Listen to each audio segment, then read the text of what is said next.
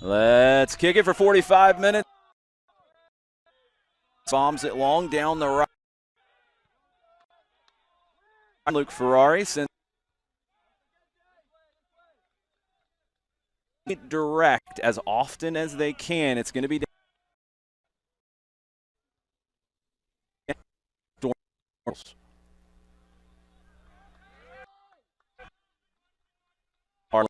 He'll take it. Medina flicks it. Came from. Going to be another.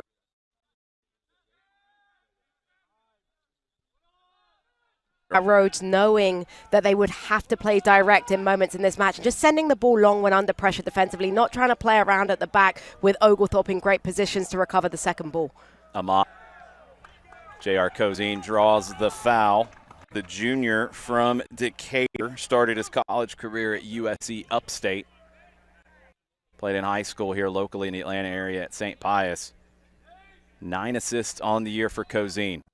Good opportunity here to launch a ball into the box, to test the goalkeeper early on, try and put it in that position, 18-yard box between that and that's holding on the 18 and the goalkeeper. Make the goalkeeper make a decision here. Alrum with the right foot.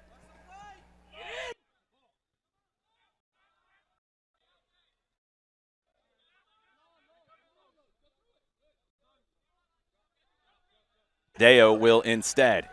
Tadeo with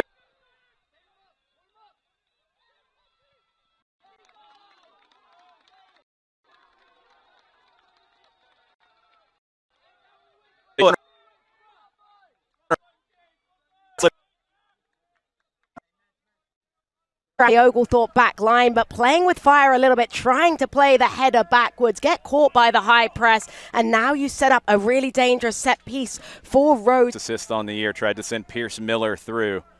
Rhodes will play the corner out of the near side, hand in the air. Delivered to the near. Shot.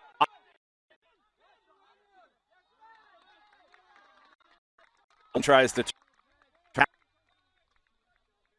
throw for the Lynx. And earlier on I talked about how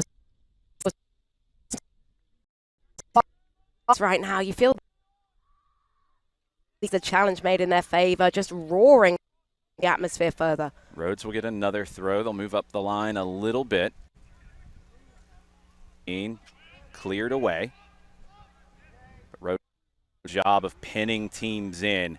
Play along to the 18. Ferrari heads it down. Bapst able to turn. Crafty from Dylan Bapst at left back. Even craftier as he advances up the left side. Passes into the middle. Big switch is on.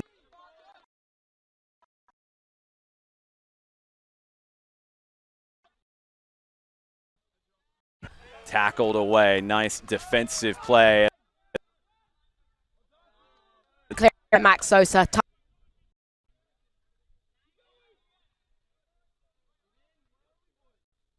Sosa first again to intended for Alrum. Locklear picks it up in the midfield. Levy cuts back to the right foot. Adrian Levy with a huge save by Slaughter. Dips right in front of him. Has to get that big hand across. Quick feet to find himself in that position. Full stretch, diving down to tip it out for Oglethorpe's first corner of the match. We are not even 4 minutes into this one, and both teams have had big chances already. End-to-end stuff. Open matchup. It'll be a corner on the far side. Alrum will take it. In-swinger with the right foot. Amat, the top of the 18. It's played short. Dropped all the way back to Bapst. Curler with the left foot. Headed away at the near side.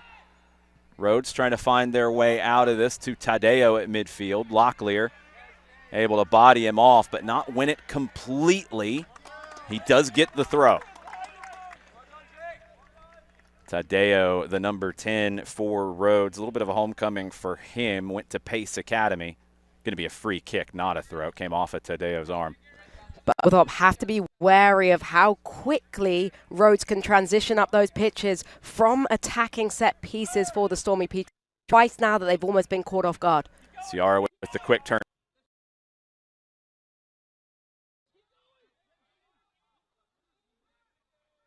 Nice defending from Eli Pilcher. Quick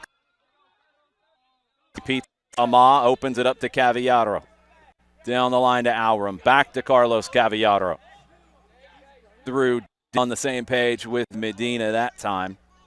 Picked up by Slota. Apologetic double hand up from Carlos Cavallaro. Just trying complex there when maybe the simple pass was on for Oglethorpe.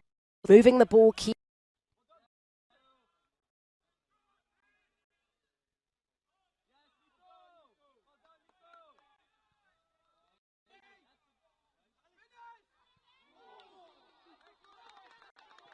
clear to Alram. He brings it down with the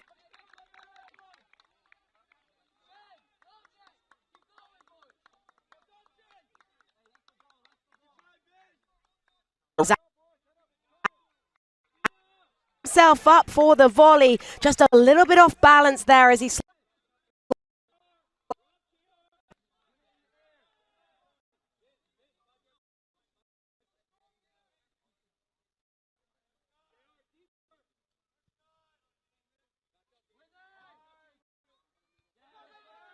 in 2023.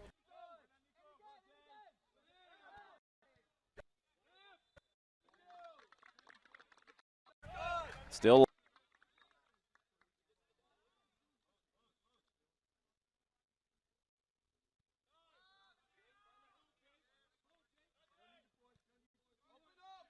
and referees have set their tone for what is a foul very early on in this match. Not a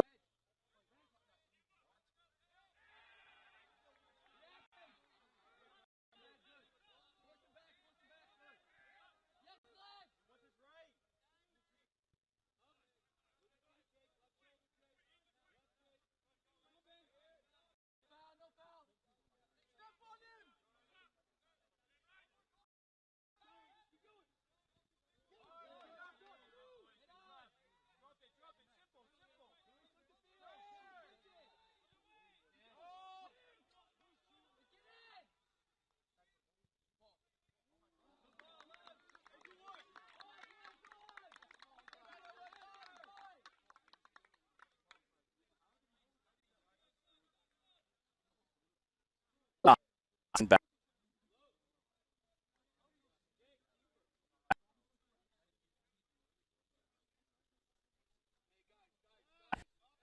times the run perfectly to stay onside, cuts it back. Great area to put that delivery and forces the last-ditch clearance from the back line of the Lynx.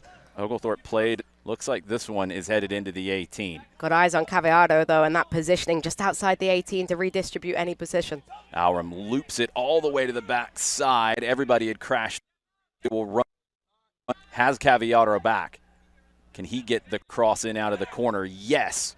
Knocked down to tackled away from him by Vianney. Great defensive play from Vianney. Carlos Cavallaro wins it back. Slota with a big punch to the far side. Alram brings it down on the edge of the 18. Alram goes in line.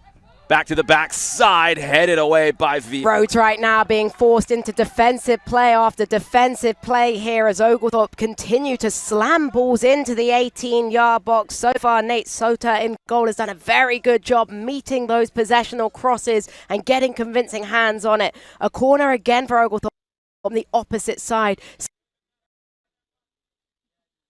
Deep to invite anyone to make a the right has Cozine short. He plays it short to J.R. Cozine. Alram makes the run through. The cross goes to the back. Put back across. Half volley off the hop. It's blocked. Wanted the handball. Not going to get it. Rhodes clear. And they have an opportunity.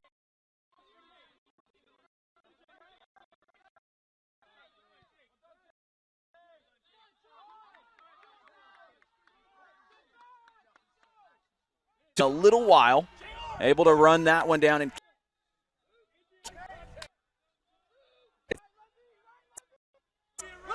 Rhodes leave some of the pressure on their back line. It's Sosa on the edge of the center circle across to Vianney.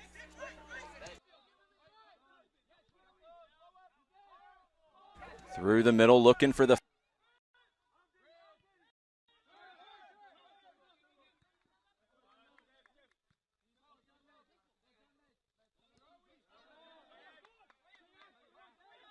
themselves up for failure. Just put your foot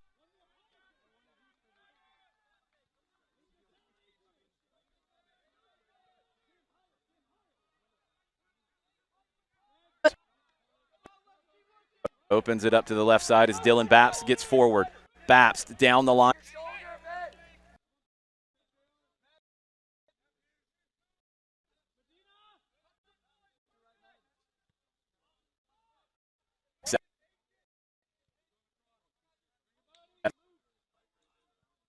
To enjoy that ball when you've had such a frantic couple of minutes. Enjoy some possession.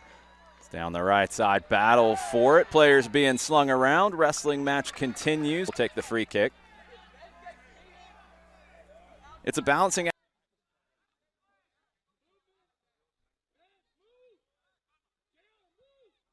Do that, Dan Benson, but at times you have to intervene. You have to. You have to.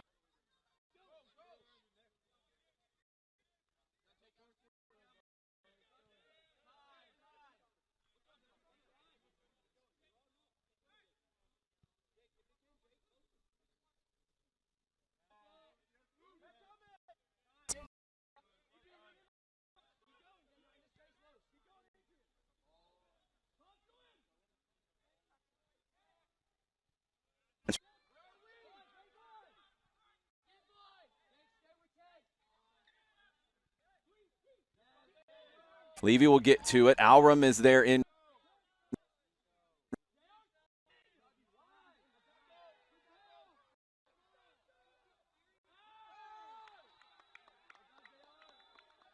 Slide. Zine tack. Called and brought back. Second foul where Ciara had slid through initially. Zine who was grabbed and fouled. Physical matchup. You expect it in a championship between two very competitive elite level sides. There's going to be challenges flying in. Right now, though, it's Rhodes that are frustrated. They feel like the first initial challenge that led to the second challenge taking place should have gone in favor because they feel like this challenge is high. Yeah, it looked like Ciara was, he had the heavy touch. He's trying to get to it, playing the ball, but does the foot come up high? Don't think it was sides up, but was that boot high? Disagreement on how that went, but this is a very, very experienced referee crew, and they had it controlled the whole way. Foul called. Alrum will take the free kick, probably just outside of his range here. It's interesting to see, though, 4-player wall set up for the visitors right now. That's stating that they feel like Alrum might be willing to take a strike. Oh, he might be willing to take a strike. He's going to chip it in instead to the near post. Medina slides through. Goal, goal, goal, but that is brought back for a push. Didn't see it with Medina, not sure where it would have been. Didn't look like Medina was involved in any kind of a collision. Not sure if it was a elsewhere. Jess, if I'm not mistaken, we saw a referee very clearly signal a push. It wasn't offside. The foul. Not sure where the foul was. Goalkeeper had a right to come claim that ball. It's not the touch in front of the goalkeeper for me, and that's coming as a former goalkeeper. Absolutely. But the keeper could have come through that. He wasn't fouled there. Not quite sure what they've seen in that moment. Feels like a get-out-of-jail-free card because there was all that commotion before the free kick, honestly. Here comes Rhodes to the end line, trying to get the cross in. They run out of real estate. Going to be a goal kick. Don't think we've officially heard over here near us, where we're near what it was on pulling that goal back. I saw the signal for a push, but I don't think it was Medina involved in that at home. No, I heard a number 4 for Rhodes from the linesman. Not quite sure who number 4 was for Rhodes, but that would make a defender that's been fouled as the ball came in, so he didn't have a pathway to the possession. We were watching the ball flip through for Medina, so it would have been separate from that. Oglethorpe regained possession. Big talking point. I'm sure going to be talking about it the rest of the way, but Oglethorpe back in possession in the middle third. Driving into the attacking half, playing it down the left side, too much on that one.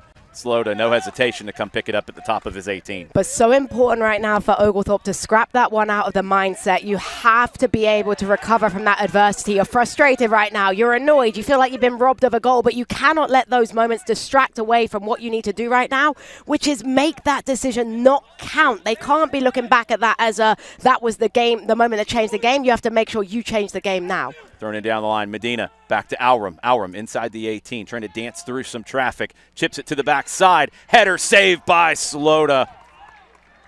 It was Kozine who came flying through, I think, over Levy to not. And Slota at the near post made it look easy. It's great from the goalkeeper there. Really good recovery. He's on his front post. He's able to shuffle across that back post to make the system comfortable. I actually think Slota forwards almost got in each other's way, which prevented enough power heading that one in to make it a more complex save for Slota.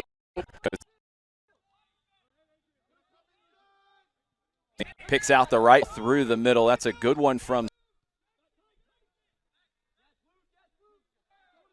Ferrari. Goes through and wins the ball.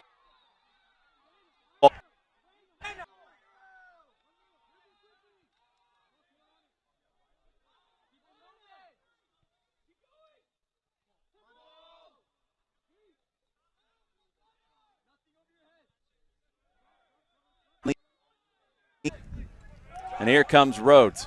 Today.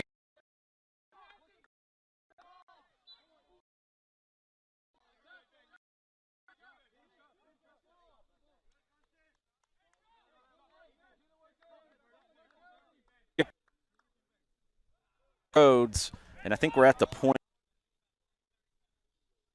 as our been on the field. Take a deep breath. Frantic first 15 minutes.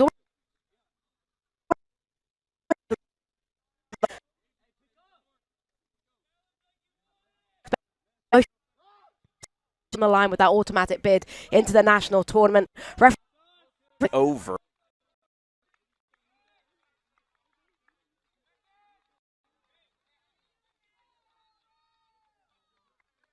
Play the ball. Don't send this one forward to challenge. Enjoy some possession. Do what you do best. You've got players in your back line that want to hold possession. That being said, right now, Rhodes setting up a bit of confrontation, trying to press high to force Oglethorpe to send the ball long. And that looks like the decision the goalkeeper has made here to send forward his back line and send it long. Thought they might drop off again, but they don't. Mejia.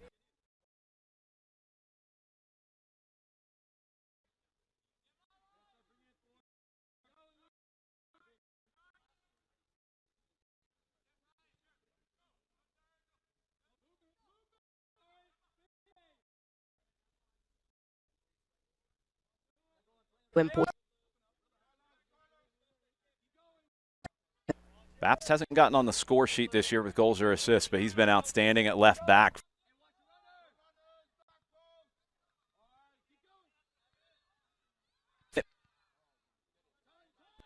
With the cross, takes a deflection. It's going to fall to the top.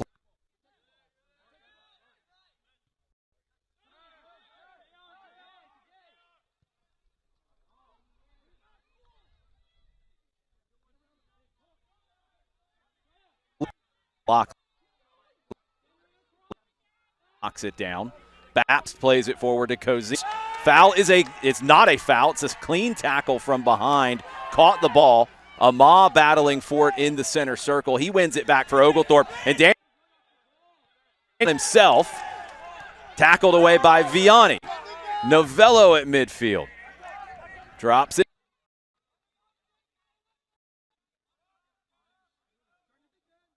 To the right. Thielen trying to get to the end line. Brings it back. Mason drops it back. Kane tried to get around Levy the first time. Drew the foul the second time.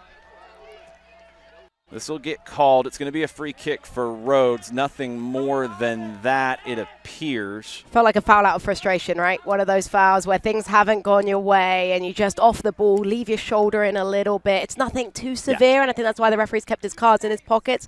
But it's one of those where head's got to stay in the game. You can't be doing that because then you give the referee an opportunity to potentially card him. It's good composure from the referee to not go to his cards there. Yeah, it's one, too, that when you draw that foul, you do try to get that card thrown. Didn't happen that time. Going to be a free kick here. Popped up to the top of the 6, punched away. Safe from Mejia. Christian Medina drops back to regain possession for Oglethorpe. Great composure in that defensive third to be able to keep the possession after making that recovery. That's good leadership by Christian Medina there just to settle things down.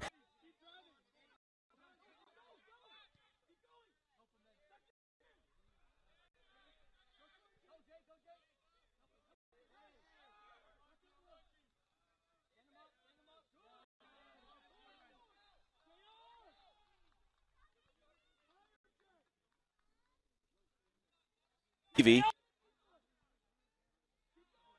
in possession for Oglethorpe. Great strength and work rate by Levy there to recover the ball. Babst up the left side. Floats well from Dylan Babst. Opportunity here for Cozine. Blocked by Kane. That's going to be a corner for Oglethorpe. Huge tackle, though, in that 18-yard box. Has to time it right. Oglethorpe, they're fourth of the half so far. Haven't created too much from them. They'll want to make that change here with this moment. See what they have in mind. Alrum across to take it with the right foot. Has Cozine short. Two very talented technical players. Alrum's going to play to the back post. All the way to the back post.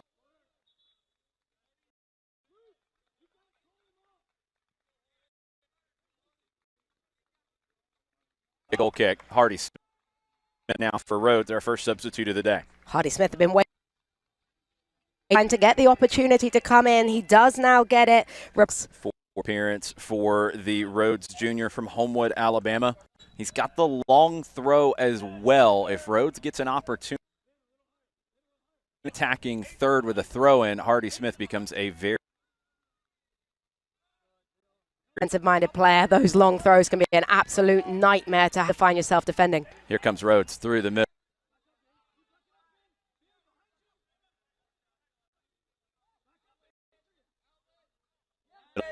Miller down the line. That cross is blocked. A good sliding challenge, and it's going to be a corner for Rhodes.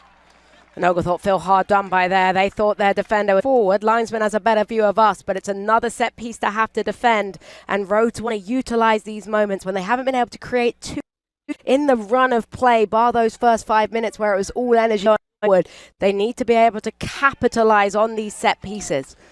Jesus Tadeo will go over to take this. We're almost midway through the first half. Feels like we've had enough games here. Hey, this is where I get the nil-nils can be fascinating matches. Tadeo with the left foot. This is an in-swinger. Play to the near post. Flicked on and just gets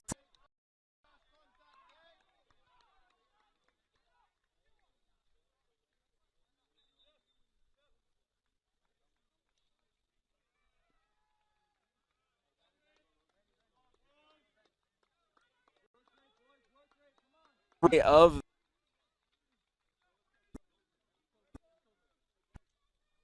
great delivery in, selected off an open.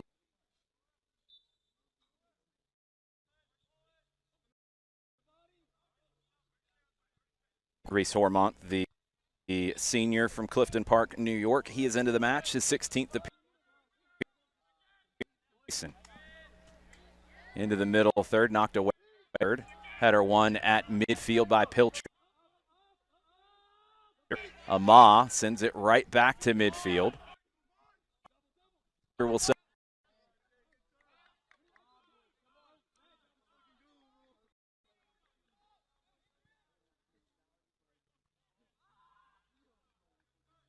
Pilcher tries to pick one out for Pierce Miller. It's a good idea from Eli Pilcher, but asking a lot of Pierce Miller to bring that down. Miller almost gets on the end of it. Just need.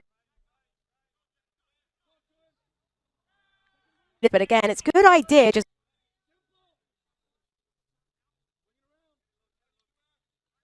Babst, Cozine will rescue it on the far side.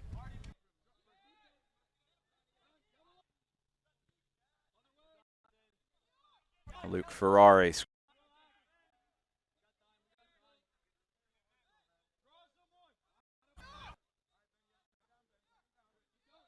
The Rhodes bench call. Oglethorpe's back line has possession.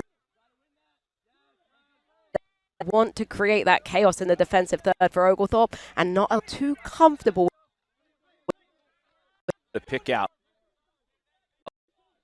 in it, but they can't. Locklear opens it up to Caviatoro. He will dribble into the Nashville North.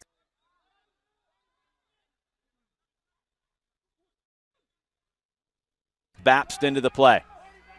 Babst, converted winger. Help. It's a great run by Babst there. I love the little stop and go to throw the defender, to leave him rooted in the spot, and then allow my defenders a chance to send forward for another set piece. The Concord Fire product from Kennesaw, Dylan Babst. Earns the corner. Alram plays it short to Cozine has a 1v2. He has Alram cutting across. Right-footed shot near post wide. Alram's got that goal in him. We've seen it quite a few times this year. That little cut across face a goal either with the right foot or the over the Oglethorpe bench to see him getting those looks. Was the execution fully there? Not quite. Drags it a little bit far of the mark, but still that timing that he had to have the look is encouraging, creating enough space for Alram to be able to take a strike. Wes Adams checks into the game for Rhodes, number 17, the senior from Dallas, Texas. He's played regularly this season. Luke Grant being checked out. Believe it's a blood issue with the nose, so another sub here for Rhodes, as it's going to take a little bit of time to get sorted out. Just can't be too careful with those blood substitutions, and also with it being I wanted to get that check from the athletic trainer as well. There's nothing else going on with a potential head injury. It's Evan Bucher, who was probably a teammate of Bapst at Concord, also from Kennesaw. Bucher checks in for Grant.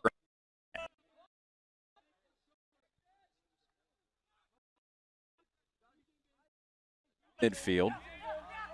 Played into the space for Bucher. His pass intercept.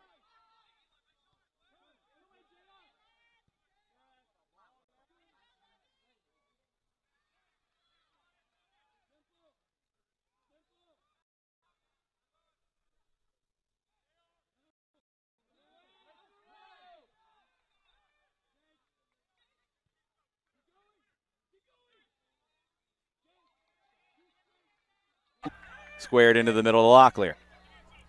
Locklear drives one through, flicked on by Medina. Alram's not. Bend the run a little bit to find himself meeting it in front. Battling for it. Levy ends up finding.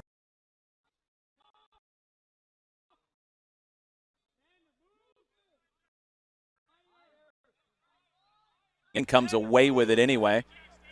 Oh.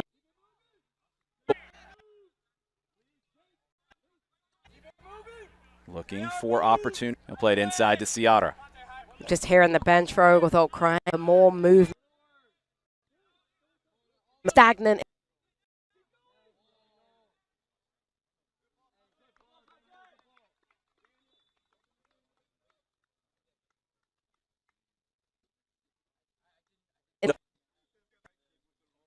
Chaos right now in that back line for Rhodes, forcing them to for the Stormy Petrels. That direct switch into the 18 is forcing defenders to make decisions, and that's leading to these set pieces for the Stormy Petrels. He'll be here to help defend this corner for the Lynx. Bucher out, Grant in. Corner, Alram, in-swinger from the far side. Alram short to Cozine. Cozine dribbles into the 18. Cozine trying to dribble his way through traffic. Last touch is off of JR. Going to be a goal kick for Rhodes. Cozine's going to be a little bit frustrated with himself there. Had a couple of very good moves to beat the defender and get into the 18, but once he's there, just runs into the brick wall of the back line for Rhodes. Needs to try and send that one in quicker. Adams settles it down on the edge of the center circle, knocks it back to Sosa. Smith back to Sosa. Pressure here from Oglethorpe. It's over to Pilcher at the top of his own 18.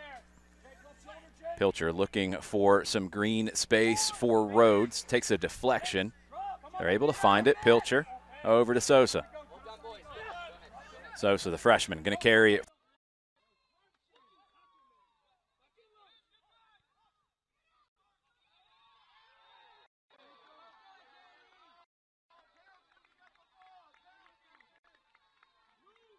No foul. Went flying. There was a collision with Imam away. Yeah, coming forward, but a lovely no-look pass, reverse ball.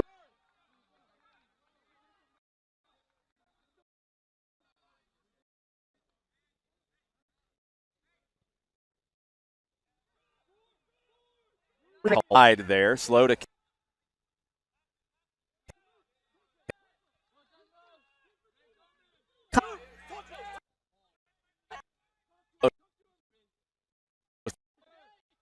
Post by Bapst.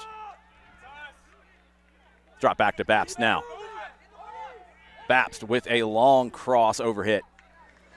looking for the back post. And it's happened a couple of times now. Need to get that range of passing sorted soon by Oglethorpe, because there's a few wasted opportunities where they've been made.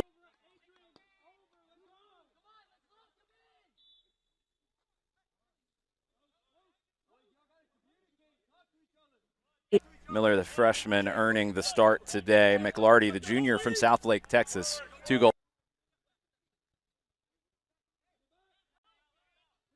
Deflected by McLarty. McLarty helps win it.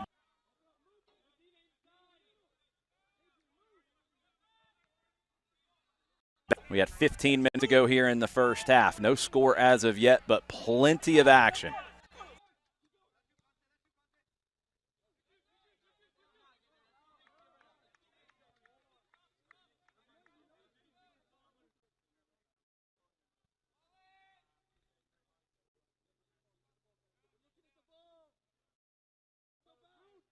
Seen that a lot, and I feel like that isn't allowed to go if it doesn't affect the ball that's being played. It's one of those where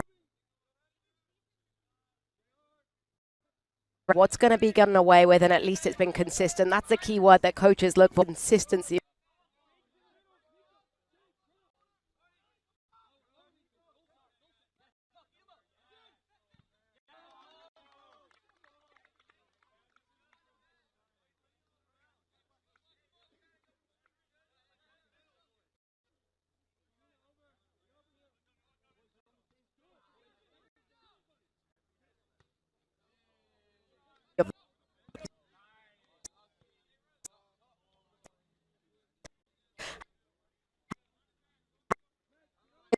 It's a play. That's one of the reasons we've seen so many on what is a uncharacteristically hot day for November. Oglethorpe with another throw. Cavallaro can launch this down the line. He does.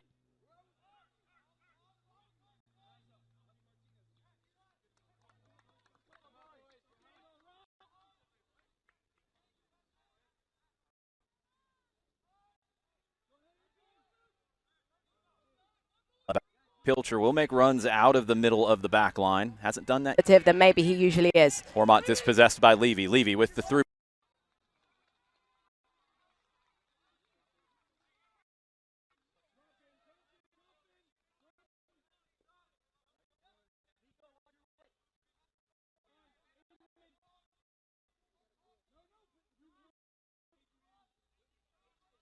Just to be able to turn, recover, go to ground, and get a vital.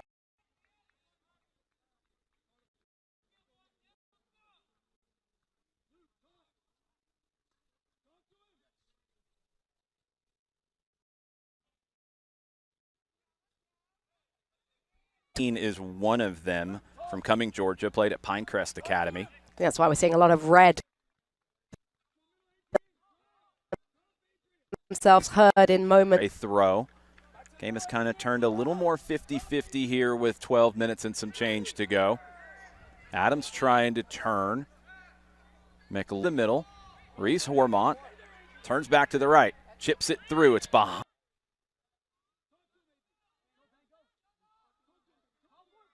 Out the pass to Cozine. Down the left side. He has Aurum on the opposite side if he can get to him. That's taken away from him, so Medina has to dribble. Levy. Great work by Oglethorpe just to manufacture some space.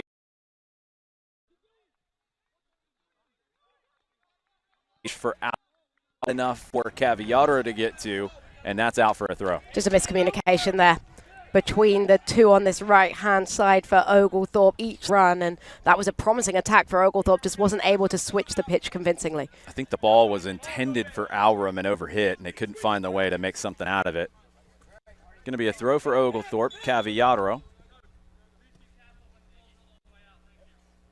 Cavallaro will take the throw. Ball was kind of on the line there. It was going out. Referee warning the Oglethorpe sideline. Don't reach over to grab that one. Levy heads it back to Locklear. McLarty comes back to regain possession for Rhodes. Nice defensive play from McLarty. McLarty's work rate has been second to none since coming off the bench. You can tell he's a player that's got a bit of a chip on his shoulder, wants to be able to start matches, but it's going to have an impact when he's coming off as a sub. Aurum steps in front of that switch. Outside of the right football, all the way across to Cozine. Cozine driving forward, stood up at the top of the 18. Nice defensive play as Rhodes comes away with it. They have shut down J.R. Cozine on the dribble today. That's really good from Luke Grant there, and then has the common sense to head forward. Great break here for the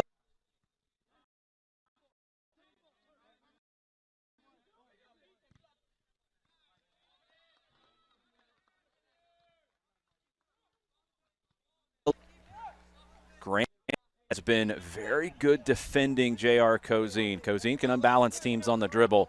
Grant has stood him up multiple times on that far side of the pitch. But again, he's having to be mindset to what.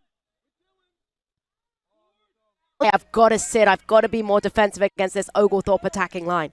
Ciadra with just wonderful touch and control in the middle of the field. Open. It's back to the right now to Cavi.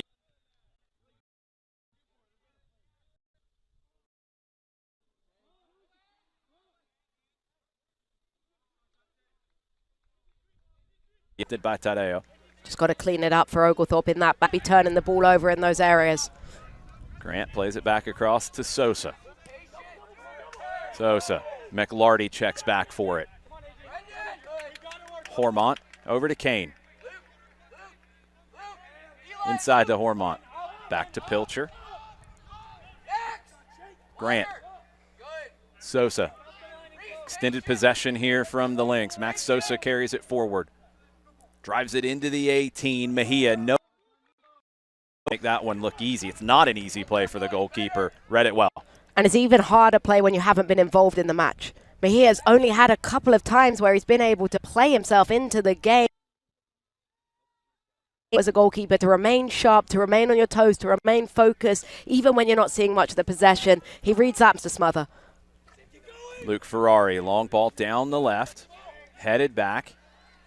Levy can't rescue it for Oglethorpe. It's the Lynx in possession, and they're moving now to the left. Hardy Smith.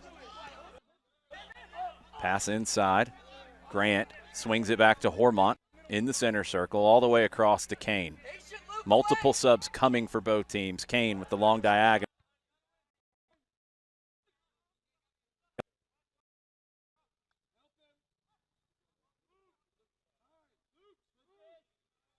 Minutes to go here in the first half. Ma. Back to Luke Ferrari. Those two have been a strong partnership in the back for Oglethorpe. Ferrari. Over to Babst. Babst up the line, a little too much on that. Headed away by Kane. Loose touch, one back by the Stormy Petrels. Carlos Caviadro with lots of speed. On the right side, flag is up as out. Ball just has to be played that step quicker. It's a great run, but wasn't able to hold his run quick enough because that ball was through. Free kick played short. Grant back to Pilcher. Pilcher, the junior from Charlotte. Sosa back to Pilcher. It's AA Defensive Player of the Year, Eli Pilcher. He picks out into the middle third.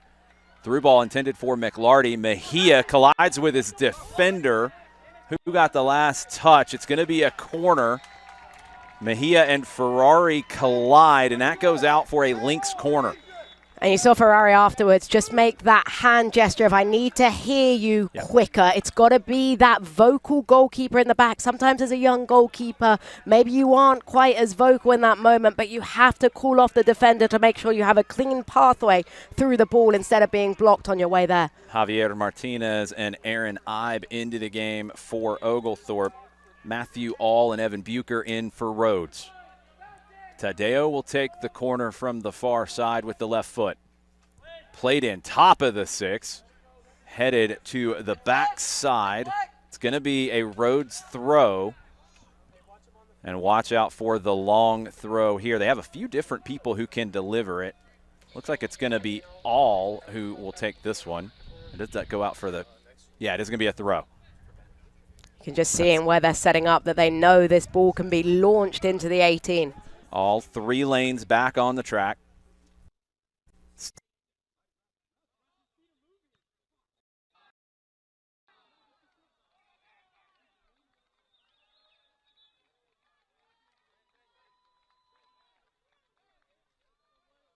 wanted, but the volley goes flying over the crossbar. And that's the danger of those long throw-ins, because they're launched in at a constant trajectory. It's not like it's just tossed in at you and you have to get it right. It was a dangerous effort that sails just over the. Chris Veglia into the game for Ben out.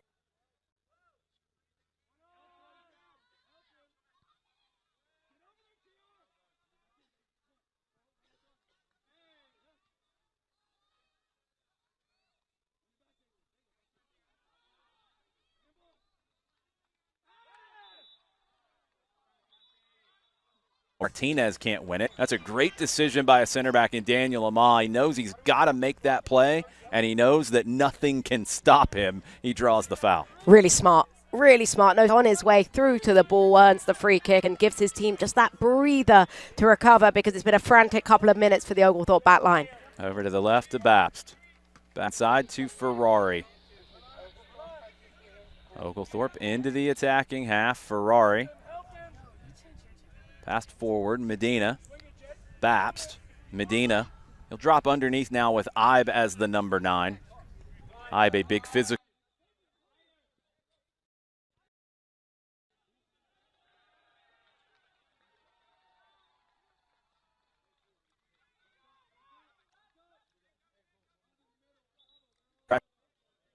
And it's out for a throw for the Lynx. But it's a work rate again from McLarty that forces that misplay. He has been everywhere closing things down in the. Martinez. Right, drops it back to Martinez. Squared inside to Locklear. Locklear forward to Veglia. Slide. Here comes Tadeo. He's grabbed in the center circle. That's going to be a foul. Is it going to be a card? Doesn't look like it. Locklear commits the foul. Could have been. Absolutely could have been. But we've had a few of those, and no cards have been issued as of yet. I'm surprised that one's not given a yellow, just because of the momentum that Rhodes were moving forwards with. They were transitioning quickly. The other part of this one that surprises me is Locklear is the player that's lost the ball. So he's made that work rate cover to make amends for his effort.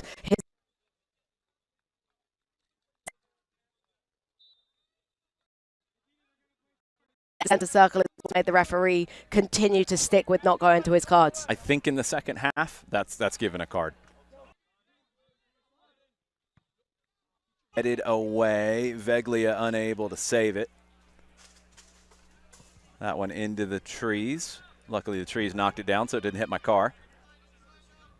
Less than 3 to go here in the first half. They have the long throw, and that's what they're going to do here. Possibly. They have the short option. They take it instead. That's going to be an Oglethorpe throw. Yeah, not the best play from Rhodes from that throw in there. McLarty, heavy touch, knocks it out of play. And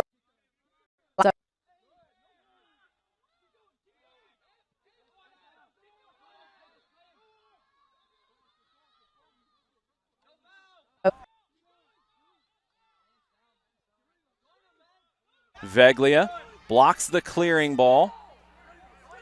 Rhodes trying to get out of the sliding challenge from Veglia. It's a really good one. Grant, though, somehow comes away with it.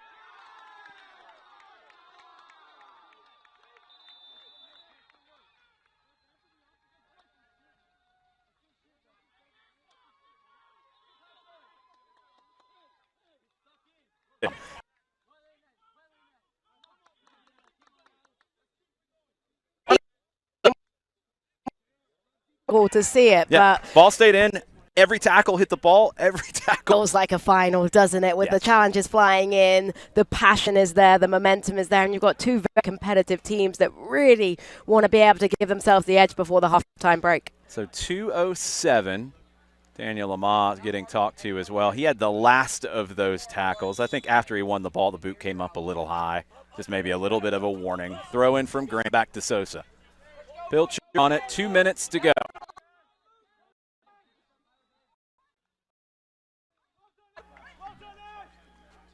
Kane drives it down the right side. Tadeo able to bring it down, able to get past one, but can't beat the end line.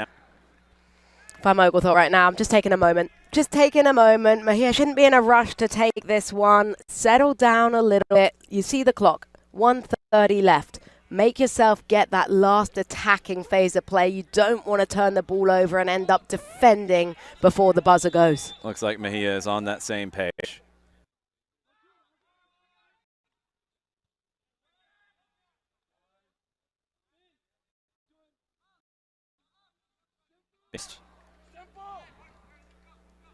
Baps plays back to Ferrari. Over to Ama. Pressure coming from Mikkel. Ama goes through the middle instead. Ibe, Locklear, over the top for Veglia. Veglia takes it out of the air. It's over Medina's head. Kane cross. Grant heads it on. Rhodes might have an opportunity to break here with. They play long. Ama gets to it first. Works it back into the direction of Mejia.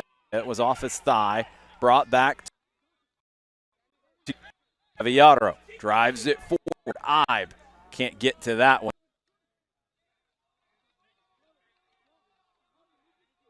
To go. It's been the same from first to last whistle, the energy in this first half.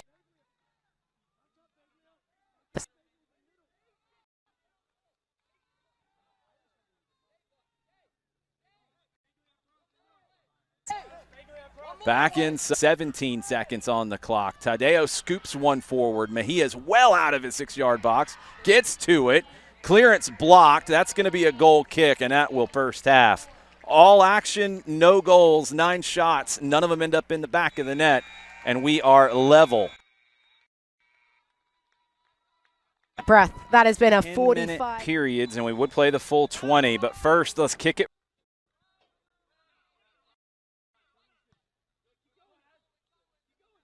Flick it to Medina. That's going to end up all the way back to Nate Slota, the junior from Albuquerque, New Mexico.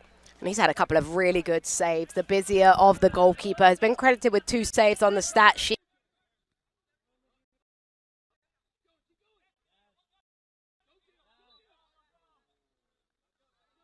Hand punches on the ball and clear his back line. Expect to see him become increasingly busy as Oglethorpe turn the screws in the second half. Half for the Lynx. He's fouled from behind by Medina. Brendan Kane picks out Hormont with a good ball on the ground, but a loose touch. Dylan Bapst with the interception. Bapst has the overlapping run from Cozine. It's behind him. Going to be a throw for the Lynx. And that's been an area that we talked about in the first half, needing to make the adjustment on. Oglethorpe has some very good ideas with that connectivity in the attacking third, but hasn't executed as well as they would like with the weight of the passes. Need to make sure they're getting it right to prevent giving the possession back into Lynx. Going to be a Rhodes throw. Headed down by Locklear. Backheel flick from Ciadra. Cozine can't get to it in front of Hormont. It's Jeffrey Mason who opens it up to the left to Max Sosa. Sosa was the hero in the semifinal with his goal from at least 25 yards out in the 88th minute. Played long. Bapst will head it back. Mejia's got a scram. Wide. Ama's able to clear. Mejia not yelling there, and Bapst headed it back to where he thought his goalkeeper was. Rhodes with the momentum now. Tackled away, foul called, going to be a free kick for Oglethorpe as the Stormy Petrels have to get out. Talked about it in the first half where there was a couple of miscommunication moments, and that can happen with a freshman goalkeeper. But there's one of these mindsets as a keeper that you have to remember. It doesn't matter how old you are. It doesn't matter if you're the least experienced player on the pitch. You need to talk to your back line continuously, to bark orders, to be the leader, because that's what keeps you switched in the game. It's a great recovery from him. The footwork to be able to recover back to scramble and just get that hand on it to almost scoop it off of the goal line was a good recovery. But now you have to see how he's able to do this adversity. He's been barked at by his back line. Now he needs to bark back and make sure he shows why he's earned this starting jersey as a freshman. Off the chest of Alrum, going to be a throw for Rhodes, and the Lynx do have the momentum here early in the second 45. Lynx won 2-1 in Memphis earlier in the season, the only loss to an SAA team by Oglethorpe this year. Kane heads it forward. Locklear. Good header from Locklear into space for Bapst. Bapst long. Header from Kane to Thielen. Ibe fighting for it. Hormont able to knock that back to Sosa. Hormont. Pilcher. Pilcher spins it back to the right.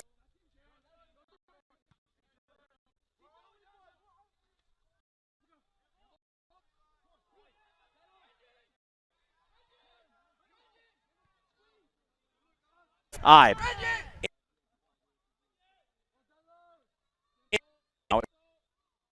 Benham Caviaro heads forward to Alrum.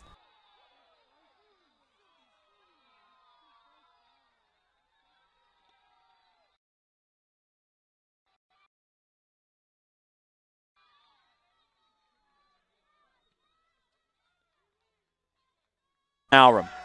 And I think you said it best in that first half where you said there were fouls that were not given as cards in that first half, but was never going to get the ball cleanly from behind and just jumps in a little bit and earns that yellow card.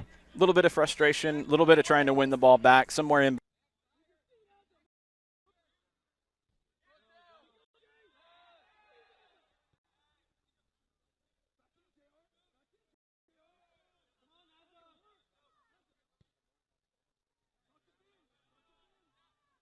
That well. Switch, miss hit. Alrum throw back inside to Ama.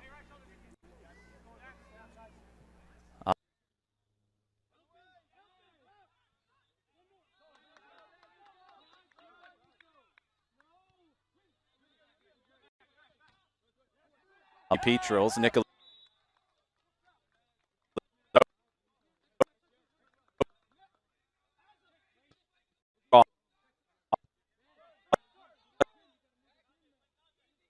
Kick.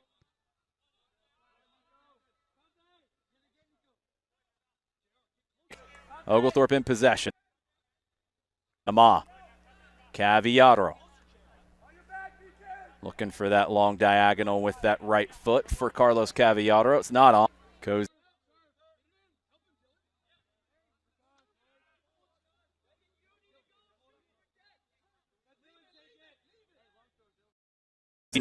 Black.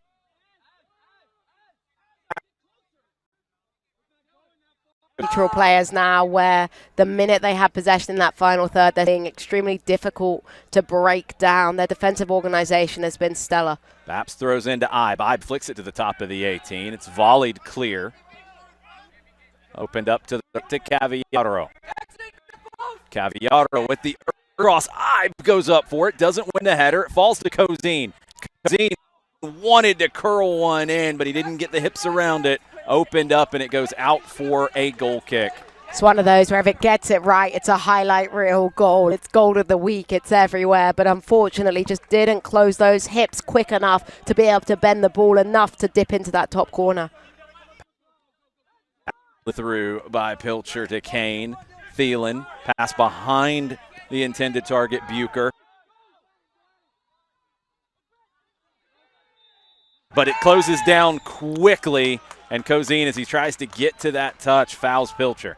Really good recovery by Pilcher, though. His reading of the game, you can see why he plays to his name, Defender of the Year in the conference, because he reads the game so well. He steps across, he makes that contact, he closes that moment of space that you talked about. Going to be a free kick at the top of the arc here for Nate Slota. 10 clean.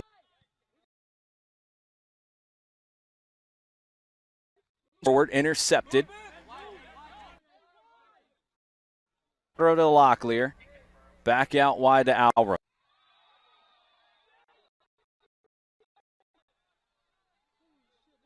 It's going to be a throw, going to be a free kick. Should be a free kick. It looked bobbled up onto Alrum's arm, and his arm was outside his body. I'll say it's on the opposite side. We can't see that touch line. It is going to be a free kick. Yeah, that's one where a referee is going to have a talking to a player. You're not going to send someone off in a final for something like that. No, that would be one of those moments. It's an awkward bobble. It's not like he's trying to gain an advantage from it. Yeah, it's a frustration thing that doesn't affect the play at all. Free kick for Rhodes. A couple yards inside their own half. Sosa floats it into the 18, headed back across. Oglethorpe's got to clear. They do. Can't get to Medina, though. Grant knocks it back. Pilcher up the right side. It's a good ball from Eli. Ama gets a boot in to knock it away. Tadeo settles it. And Rhodes in possession now in the attacking half. Sosa back up the line. Alram, good defending to shield off the attacker. Win it back. Tries to Ibe. What a first touch from Aaron Ibe. Brings it. Can't do it.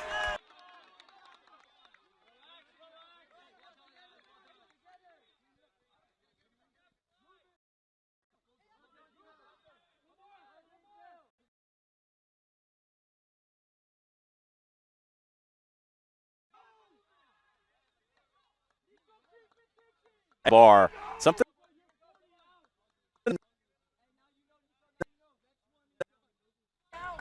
It's a couple. You can hear the bench, though. Then odds out.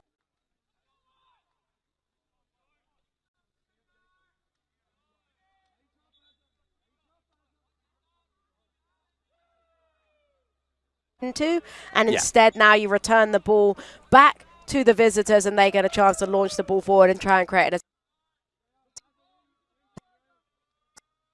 I'm all for golazos, Jason. I'm all for show real goals. I'll take them every day of the week.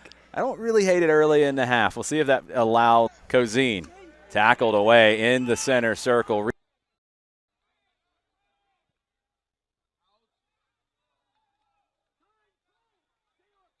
It's Tadeo down right. Getting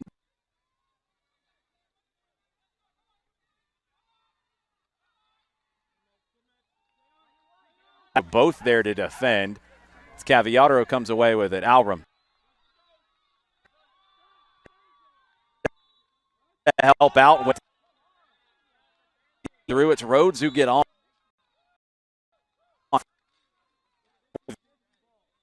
An advantage for Tadeo. There was a free kick awarded, as you say, pulled it back because of the lack of advantage, and now you're seeing the visitors and the Lynx sending bodies forward, getting that chance to allow their big men, their centre-backs, to head into the 18-yard box and perhaps launch a ball into Tess Mahir in goal, who hasn't had a touch of the ball since that miscommunication moment. Tadeo floats one in, headed away at the top of the 6. Alram, overhead volley to clear. Medina might get on this. He does at midfield. Medina, can he win this foot race? He has help on the left side in Cozine. Medina cutting across. Can't get.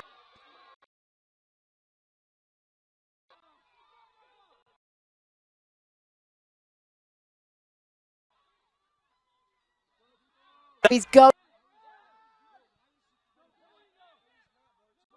Get a step. Please. Locklear tries. A foul is called. Look, advantage played, but the foul is called. Bapst on Tadeo. Tadeo down on the ground. I think just got that for the skipper. Yeah, Bapst trying to get to that, and Tadeo knows the context. Second half has not disappointed with the action as of yet. The clock stopped at 33:57 to go. Still no score. Crazy thing is there have not been, actually there's been one shot for Oglethorpe in the second half, that long range one from Locklear. I think that's the only shot of the second half. Yeah, the closest opportunity was a back pass, and that obviously won't count on the stat sheet, but that, I'm so glad that one didn't go in for the young goalkeeper, because those are the moments that change careers, honestly. In big matches like this, they have a lot of power over shaping the way that you're able to recover. It's going to be a Rhodes free kick. Cozine getting a talking to. Rhodes will play this a few steps inside their own half. Last time they launched it long to the top of the 18. I'd expect the same here. Sosa looking for the knockdown. It's flicked on, popped up into the air, and a foul is called for a push. Going to be a free kick, Oglethorpe. Just looked like the Rhodes player gave a little shove in the back of one of the defenders as they hopped up to make contact on the ball, and that gives Oglethorpe a chance to resettle and try and just regroup a little bit.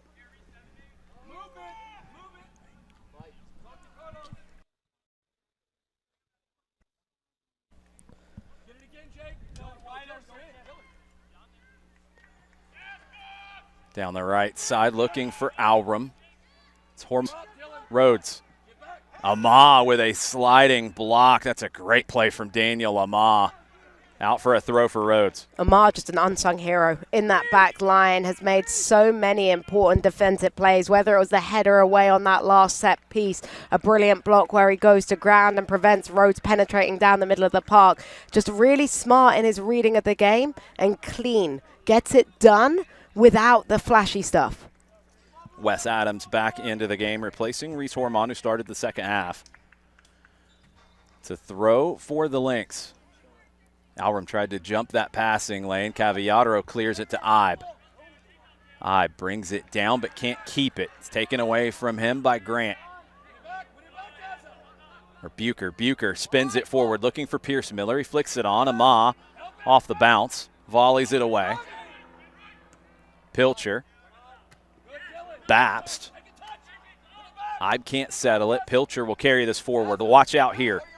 Eli Pilcher going through the middle, tackled away from him. Great defensive play by Nicholas Ciadra. Can Oglethorpe take advantage?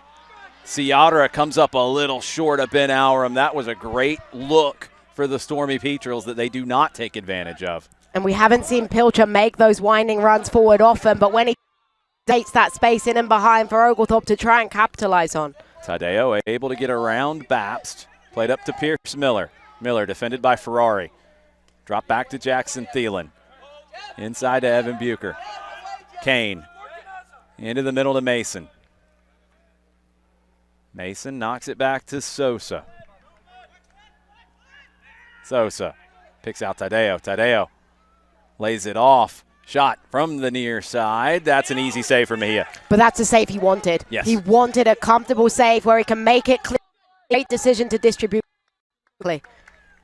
Rolls it quickly to Cavallaro, carries it forward into the middle third, just flipping the field a little bit there for Oglethorpe as they were under some pressure. Locklear over to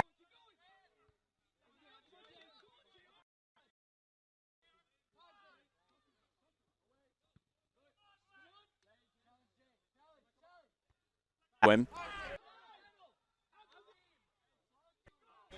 and slam it into the attacking half. Couldn't head it down to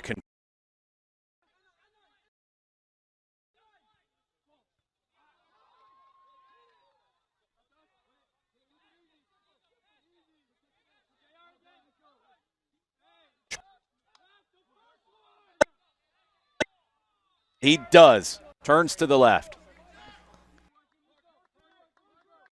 Back. Slaughter's been brilliant with those deliveries, though. Comes for everything, commits 100%, gets a really another good two-handed fist on the ball. Bucher floated. Ma was able to recover in front of Pierce Miller. Going to be a throw on the far side. See if we. It's actually not going to be a throw. I guess slipped there. Didn't think that was going to be. It was going to be a throw either way. It's roughly the same thing. Thrown in here to Ferrari. Babst. Back to Ferrari.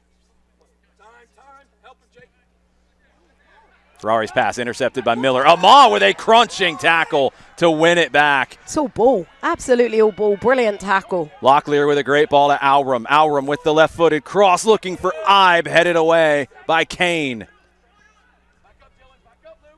Flicked forward into the middle. Adams. Tadeo.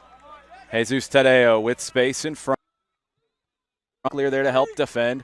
Adams looking for Tadeo. Daniel Amah once again steps into the passing lane. It's the Daniel Amah show right now. Medina with a big switch. Kane with another big defensive header. Got there in front of Kane. It's Jackson Thielen. The junior from Colorado knocks it back inside to Bucher. Spins it over. Mason. Sosa stepping forward. He's defended by Ibe. That's a foul. That's a free kick for Rhodes. They'll play it long to the 18 again. It's brought back for the foul. It's a foul out of frustration by Ibe there. Gets spun, just pulls the jersey. Lots of subs coming both ways. But it's going to be a minute here. Won't happen on the free kick. Played across. Pilcher. Amah wins the header at the top of the 18. Cozine steps to it, flicks it forward. Tries to play it back across. No one else there with him just yet. Slota will make that a comfortable recovery for the Lynx. Medina just a little bit isolated there. Knew that he wasn't going to be able to get the shooting angle because of the recovering bodies on the defensive third. Tried to spin the ball into a dangerous area. Was hoping someone would be up with him, but nobody quite able to bomb into that back post area to make it more complex for Slota. Sosa passes forward to Mason. It's up the line. Drop back into the middle. Rhodes building up into the middle third. Drop back to Kane. Kane slips a pass through to Tadeo. Tadeo spins around Ciara. Bucher passes forward. Adams. Locklear fighting for it. Nothing called yet. Adams, now it's called. It's brought back. It's brought back after Adams tried to slip a pass through and Locklear intercepted. Going to be a free kick here for Rhodes.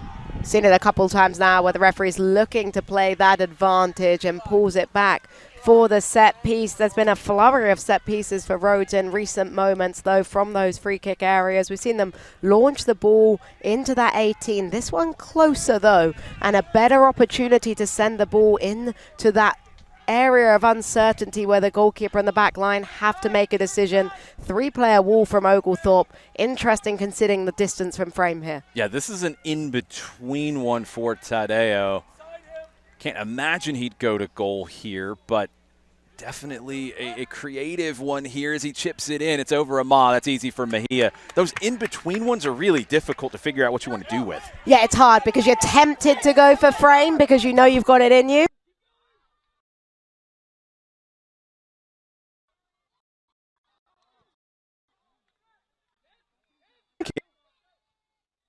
Into the sky, headed forward. Caviaro wins the header. Alram settles it. Back out wide to the right to Carlos Caviaro. Going to turn inside. That's going to be a foul and a free kick. Subs are never going to get in, are they? Yellow card is issued. No, they're not. Max Sosa gets the yellow card for Rhodes. 26:06 left to go in the second half. Free kick here for Oglethorpe. About the same distance as the last one for Rhodes. Maybe a little bit further out, but out wide as well on the right. Yeah, this one doesn't lure you into the opportunity of taking a strike. This is service all day long, and you're seeing some of the big men go forward into the 18-yard box, trying to get on the end of this one with a flick. Yeah, this one a good bit back. Alram will take it. Remind you a little bit of the goal that was disallowed, though, with an area that was launched into that near post for the flick. It's true. Alram with the right foot. Locklear in an open space if they want to play short to him. He's 25 yards out. Alram approaches, launches, top of the 6, headed on and in! Goal! Goal! Goal!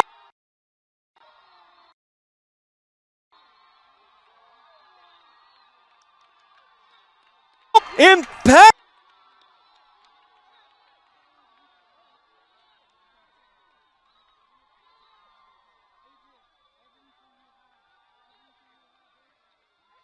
Powers it on his first goal here at Oglethorpe, and the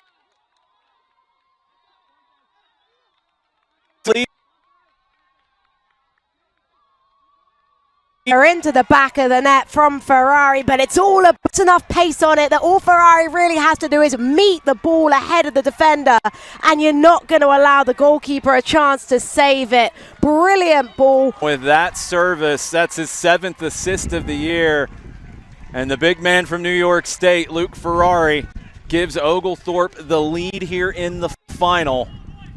And if you thought this one was action-packed before, yeah, buckle up, folks.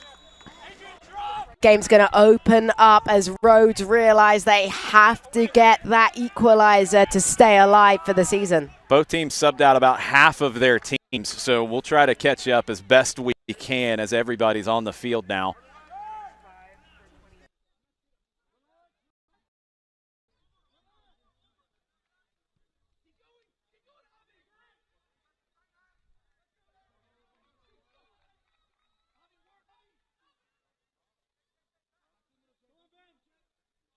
Box for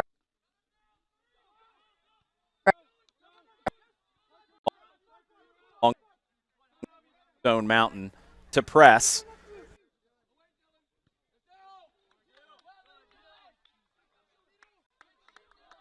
It's going to be a throw for Rhodes. All will take the throw. Referee blows the whistle to try to get everybody calmed down again.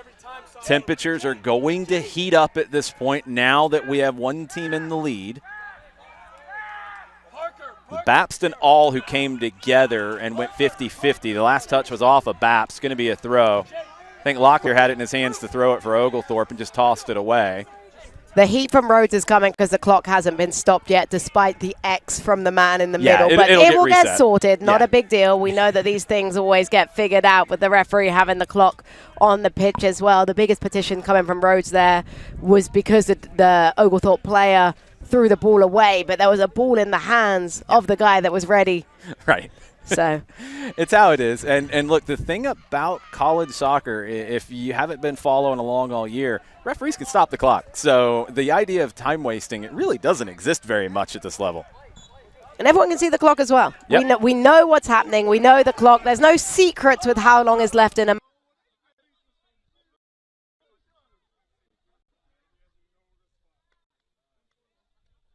to the left side, the Lynx in the attacking half. Sosa, opportunity here for Rhodes, but it's that man again, Daniel Amah. He gets to it. Little bit of contact. He got caught late. Clock will stop again.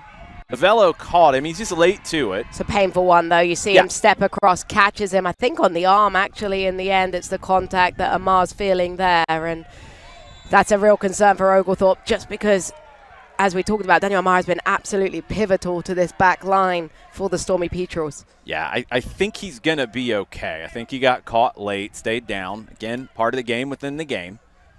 Novello committed the foul. We'll see if he gets a yellow. Looks like he is now, yes. Then Novello will go into the book, the freshman from Michigan. No ill intent there. He's just late to it. Catches Amah, who's back on his feet. And the tough part is Amah is so quick and so sharp over those couple of yards to step to the ball. Sometimes a forward thinks they have a 50-50 in sights, and that 50-50 quickly becomes a 70-30 because Amah reads the game so well to step in and make the challenge. I think that's exactly what happened in that situation, as Amah just got to it first, and Novello didn't think he was going to get there.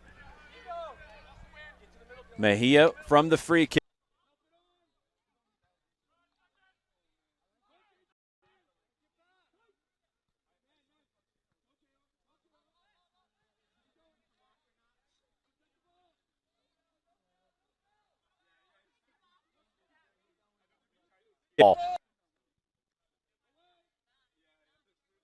Tried to flick it back. McLarty jumps that passing lane.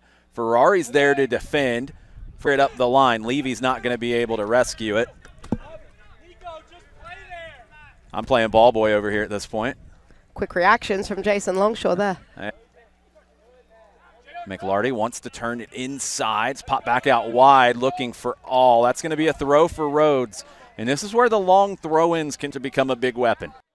It absolutely can, and we saw in the first half it lead to a great opportunity inside the box with a volley off of the long throw.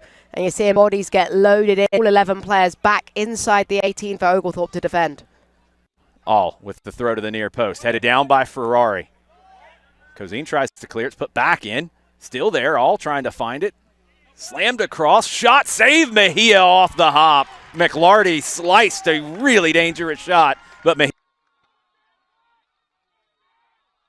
to collapse in and catch it clean because there's plenty of traffic in front of him that obscure how quickly he sees that shot from distance.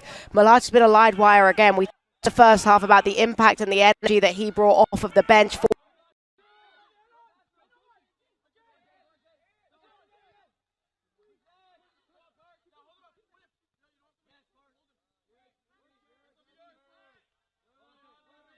Clears. Trey Boyd into the game for Rhodes, trying to make something happen. Gets away from him, cleared up the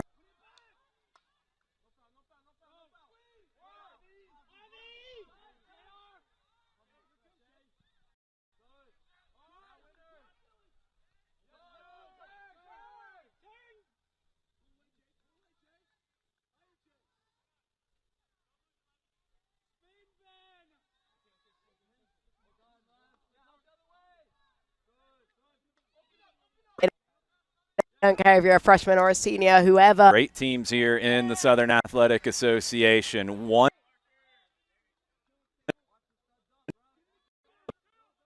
opinion, both teams should be sometimes for teams in the South. Oglethorpe in possession. Locklear over to the right side to Cavallaro.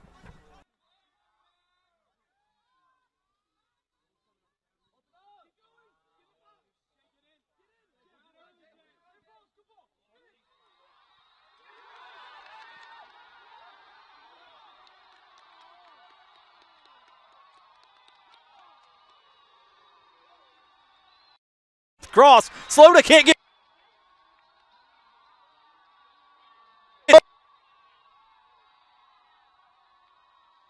it to Cozine, but Aurum at the Steps it into that dangerous area, drives it across the 6-yard box, lures the goalkeeper into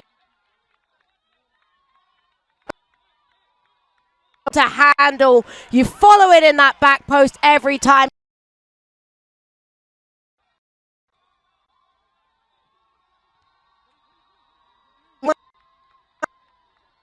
It's that second goal for post there at the top of the six. Got a touch, but it felt like it changed direction just enough for J.R. Cozine to put it home on the back post.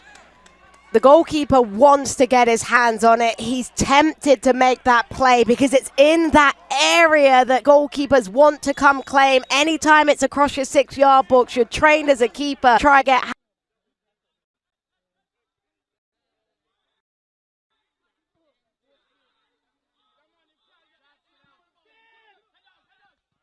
can't make a clean play on it. Clearance long. Row for Rhodes. All can throw it to get to it. Locklear just slows things down back to Mejia.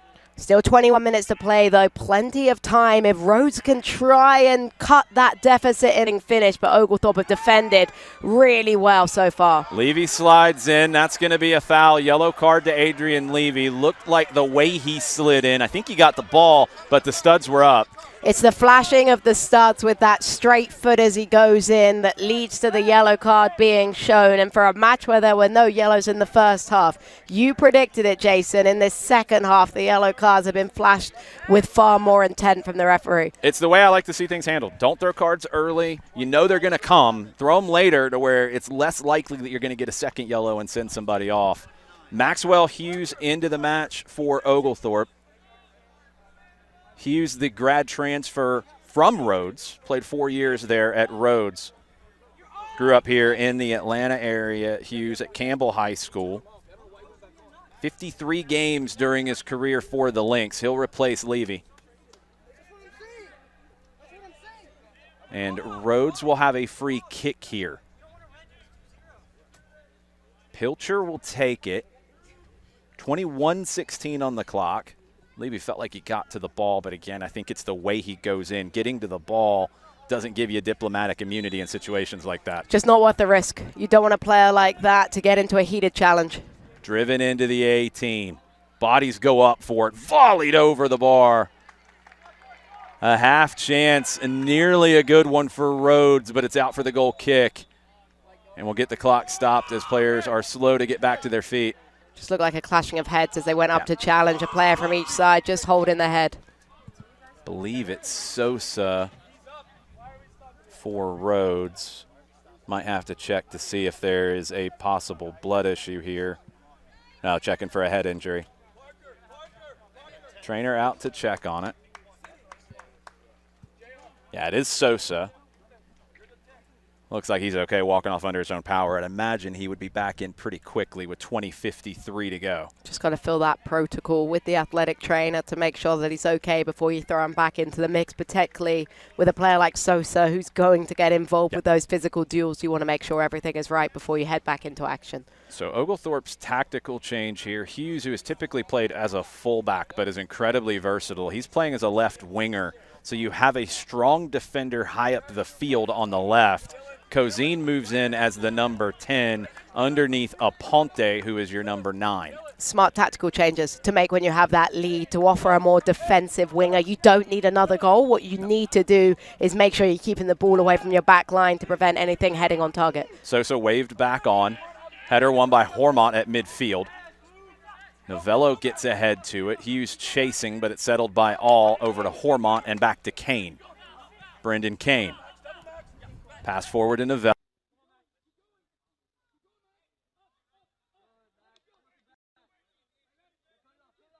Hormont nowhere to go. Good defense.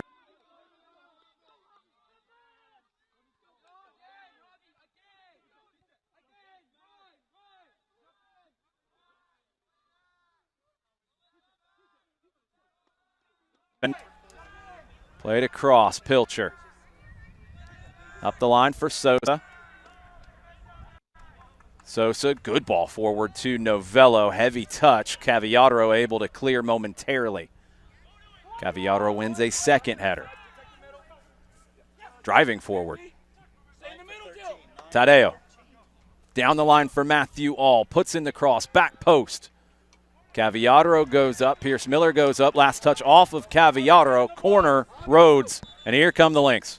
And the corners and these set pieces become absolutely pivotal. They were important before, but with a 2-0 deficit, these are the moments where your service has to be right for Rhodes. You talked about the big guys coming forward. You have a chance now to whip a ball into that 18-yard box. Service is everything in these moments. You saw it with Oglethorpe's goal, or one of their goals rather, how important good service is as they crowd that 6-yard box, looking to create chaos with the freshman keeper. Luke Grant coming out with an injury. He'll be replaced by Hardy Smith. Mentioned it before. Smith, along with All, both have the long throw in their arsenal. Now you've got one on both sides who can launch that long throw. 19:51, the clock stopped with the injury to Grant. Outswinging corner here from Tadeo. Referee just having a word with a couple of players that were inside that 6-yard box, warning them about the physical contact and what he's going to call a foul for. You can see, though, Rhodes really trying to put pressure on this back line by loading their attacking players into that 6. It's an outswinger, and they've loaded the 6-yard box. Tadeo to the top of the 6. Ama wins another header. Follow-up shot blocked by Locklear. That's cleared for a throw, not a corner. Hughes got to it first. And this is what's tough when you have a team full of players with long throws. You're not sure what the better option is, to save the corner or to let a corner go out, because now you're going to have to defend that long throw-in. Yeah, it's about the same either way, isn't it? All will take this throw.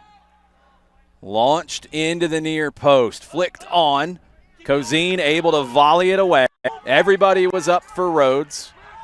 Everybody was back for Oglethorpe. It's played back in the direction of Slota. Aponte chasing, but Slota showing the Techers to get that touch and knock it around Aponte. That's saucy from a top of the 18. Mejia cradles it like a baby.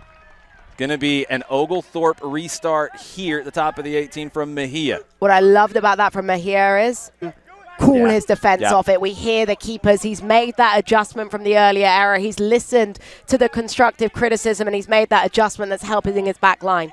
Ferrari plays long at the right side. Hughes can't win it. It's Matthew All who comes away with it. Tries to get past Baps. Baps has cover from Ferrari, but the last touch is off of Ferrari. That's going to be a goal kick. Ferrari sliced it, but All got a touch, and that's what knocks it out. Seeing the work rate, though, from Rhodes right now. They have that never say die attitude. They know what a big match this is for them in the season. It's just the 3rd time this year that they've conceded 2 goals in a match. That's how good defensively they've been, finding themselves in an unfamiliar circumstance where they have to chase a game, where they have to try and cut back a deficit where they haven't found themselves in before.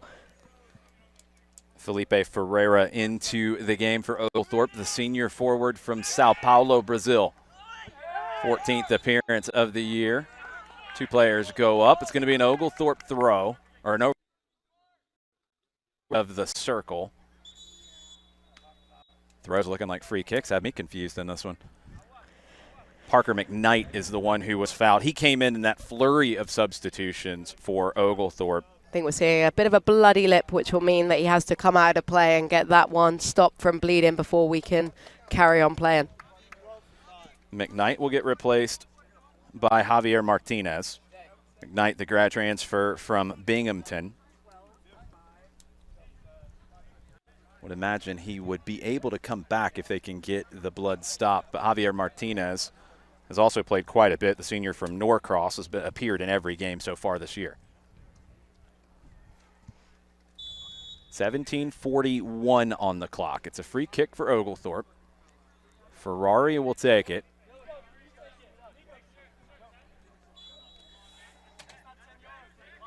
Ferrari taking his time, and the clock had already stopped.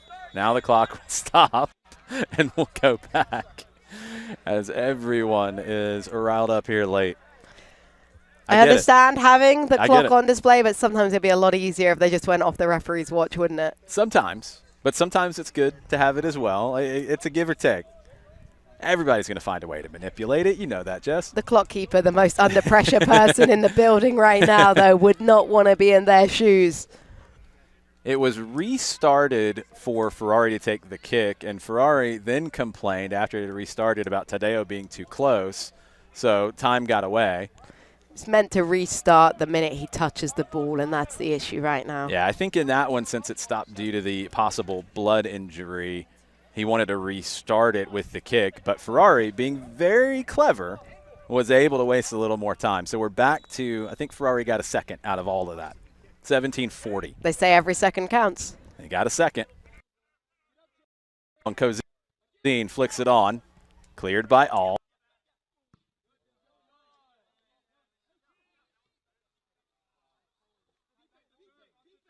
Clearance, right? Hey. Just send it in to Rosette. Get that thing out of there. I don't know if they have Rosette on that side. Throwing it up the line. Martinez heads it. Baps chests it down this time. Slams it clear. All knocks it down. That's going to be a throw for Oglethorpe. Oglethorpe have the 2-goal lead. I feel like they found a little.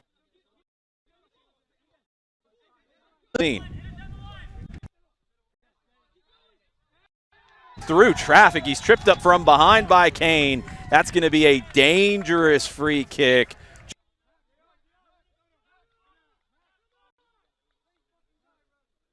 Rogue and made something happen himself. It's the confidence from Cozine, just puts his head down and goes for the dribble, winding through traffic, luring the yard box. It's a difficult angle, but it's not one that you don't wonder if Aram's going to go for goal. You knew that Ben Aram was coming across to take this one. The middle was blown. Aram with the right foot. He's over it. Takes a glance. Aram? Oh! What a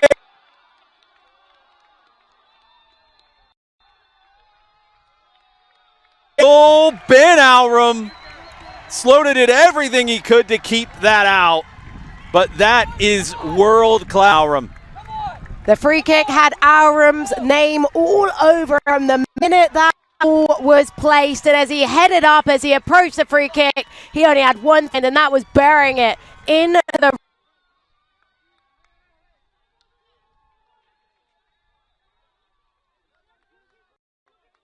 pocket.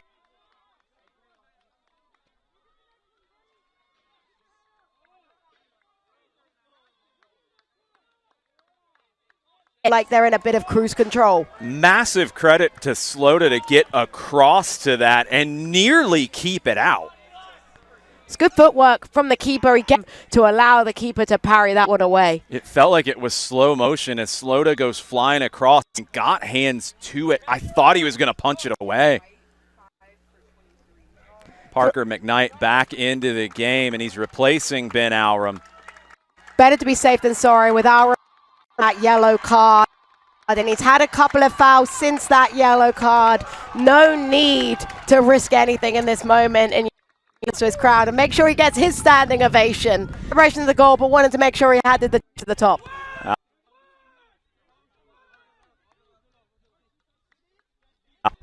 Rhodes trying to drive forward, make something out of this. Still a good bit of time on the clock. Links on it. Cross in. Flicked on by Novello. Mejia will fall down on that one. First time all season that Rhodes have conceded 3 goals. And that just shows how Oglethorpe has handled their business today and taken care of the opportunities they've created. It's not been a bad performance from the back line of the Lynx. No. Oglethorpe have just been so clinical when they've been able to get opportunities on frame. These are 2 great teams. And I said it before, and I'll say it again. And if anybody out there on the NCAA Tournament Selection Committee is watching this, trying to get an eye on both of these teams, Rhodes and Oglethorpe both deserve to be in the national tournament. These are 2 of the best teams in the country. The SAA deserves an at-large. It's happened a couple of times. Oglethorpe got the benefit of getting an at-large bid once. There were a couple other times that they should have gotten one. You got to win your conference tournament to get in this conference as the level of play has continued to improve. That long throw about to income now, and you're seeing Oglethorpe adjust, standing that player in front of the thrower to try and act as a deterrent. All a couple lanes back on the track. Launches it into the 18. Flicked on by Miller. Cleared away. I think Ferrari got his boot to that one. Flicked on the far side, looking for the foul. Not going to happen. Going to be a goal kick instead. And we'll see McLarty and Alexis Puga check in. And moments, huge moments change matches, right? And you can't help but think back to that defensive mishap from the Oglethorpe back line and the fact Mejia was able to retreat to that line to scoop the ball out of the back of his net and prevent Rhodes getting that early goal. If that had gone in, there's going to have been a very, very different story. So you have to look at that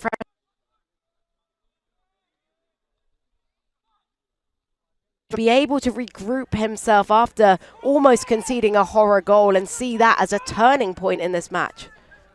Rhodes still with time, something on the board. 40 to go. Thrown in down the line. Lynx, they get a foul. They get a free kick.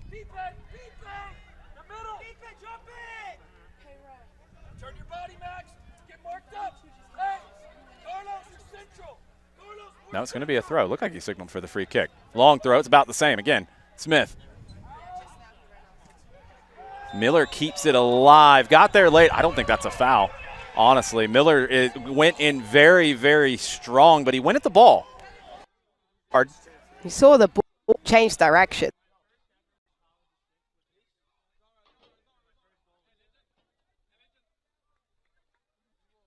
The Levy yellow card where he went in studs up. Miller swinging his football creates something there. It's a heavy challenge for sure. But he got Puga, who went over because of the forced fouls called, and it is a yellow card to Pierce Miller. You can see why the Rhodes bench is frustrated with that one, just because of the cleanliness of the challenge rather than, as you mentioned, the flashing of the studs. It's those flashings of studs that often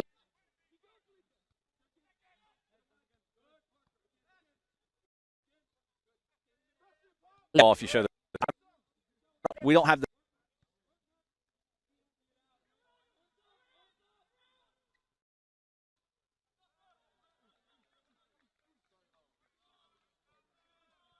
that covered.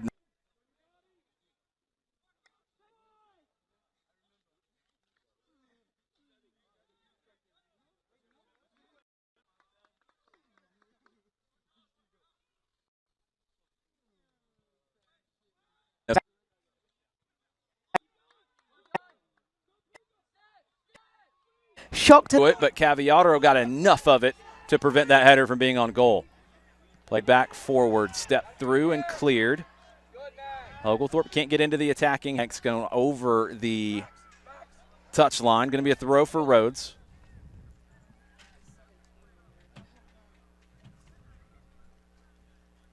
$12 to go. Into the middle. Novello lets it ride. McLarty. And who but Daniel Amah is going to step up and make another big defensive play? It's that reading of the game again, the soccer IQ from Amah to know step, to know when it's his duty to cover that space. Tadeo with a curl action. Mejia is able to prevent the corner What a strong right hand there from Nicholas Mejia. Unbelievable from Mejia. At first you're wondering, what are you doing in case you deflect that into a more dangerous area? But the push on it was fantastic. Long throw in. To the near post. Ama wins the header. Headed back in. Pilcher got the header back in. Novello heads it. Ama steps across to win it. Rhodes are going to be happy to never see Daniel Amar again after his performance in this match as he gets chopped down after the ball. And there's a foul on the opposite side. It's over in the shade after Amar won that and cleared. He got caught. Miller on a yellow getting the talking to. Again, full credit because it's been consistent all day. The ref does not want to send anyone off. In some cases, that could be a second yellow. I'm absolutely fine because of the way this has been called, not throwing the second yellow. I love the consistency because Ben Arderum on a yellow card who committed a foul gets that vocal talking to as well. Yep. Do it for both teams. Yep. Neither bench can complain. Yep. Played clear. Locklear's dropped into the back line. Hughes with a good ball forward. Ferreira can't get on the end of it. Hughes might. Lardy. That's going to be a foul. Hughes. Late to. McLarty draws the foul. Former teammates. Played back across. Kane.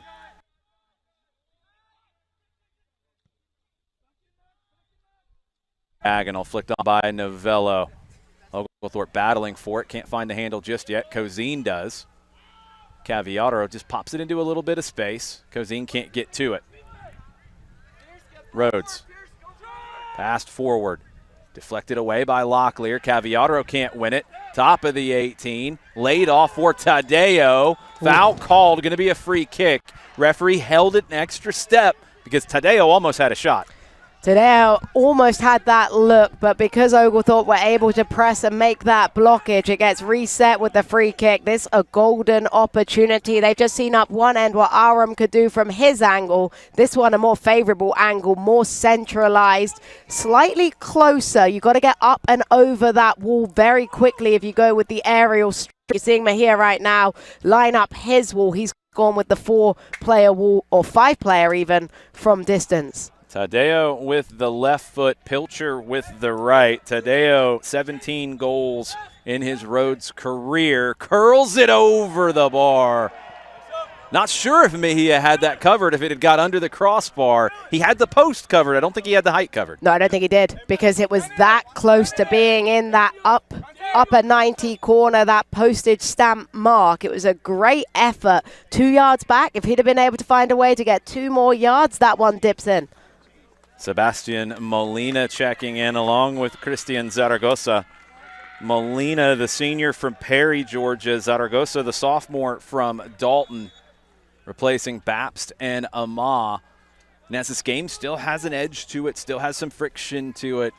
Not surprised with John Aiken subbing out some of his key. At this point, the we'll see is chippy red card, an injury from going in too hard. Still a job to do here, though. That's played forward to Novello. Last touch off of him, out for a goal kick. But that's what squad depth is there for. That's why you recruit. That's why you make sure you give players minutes throughout the season to make sure they're ready for this big moment, to make sure that everybody has that opportunity to see out the task at hand. Aponte will replace J.R. Cozine. Cozine had the second goal today.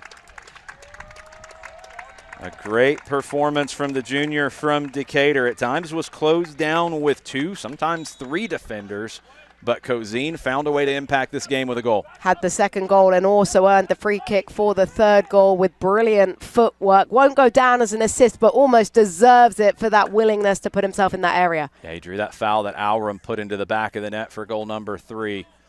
Rhodes up the left side. Clear that one into the stands. 8 minutes to go. Long throw. Pugo wins the header. Cleared. Aponte giving chase. Cleared again down the middle. Aponte trying to run it down, as is Molina. It falls to McKnight. McKnight tackled away from him by Novello. Has to drop into the midfield to regain possession for Rhodes. Tadeo opens it up. Bouncing ball through, no foul, nothing called there. Trying to get through traffic, Locklear.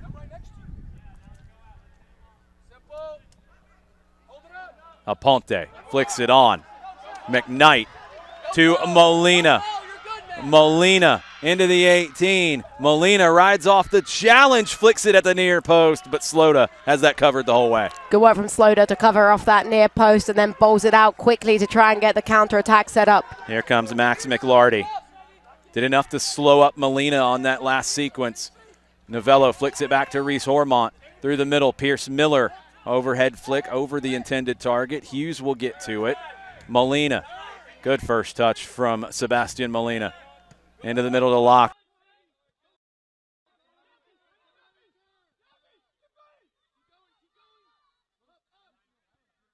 Knocks it back to Slota. Back to Mason.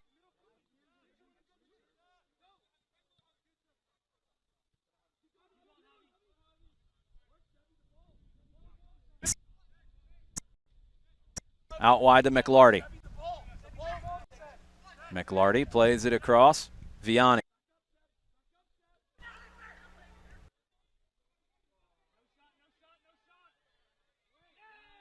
Falls to Hormont.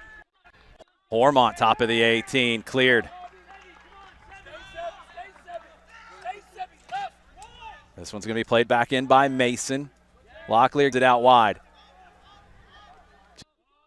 The instructions very clear for the Stormy Petrels. Clear everything. And this is a great moment to test yourself. That national tournament, when you take care of us, you're going to have to be able to suffer defensively. You're going to have to make those decisions of clearing the ball long, clearing body in these. Just get rid of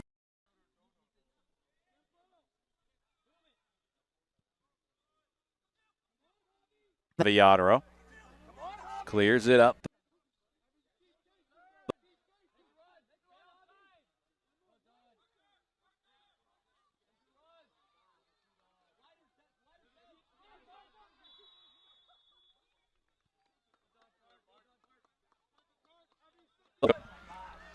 McKnight gliding through.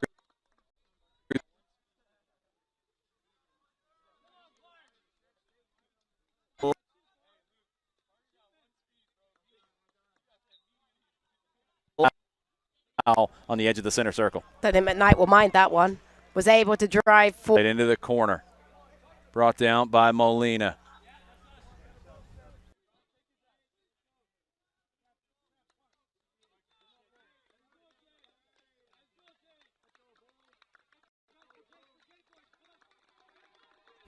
Referee.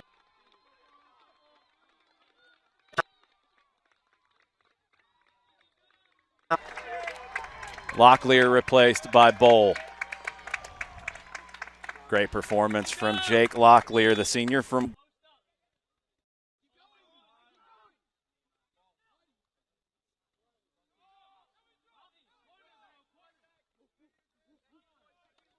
out for the goal kick.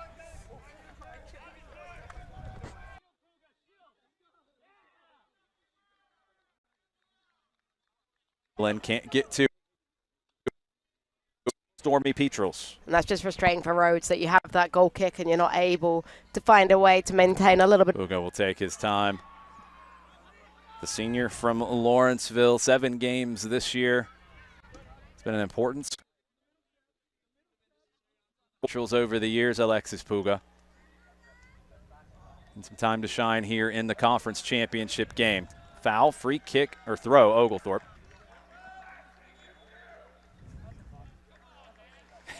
Clock will stop, 3:41. Clock operator getting a workout.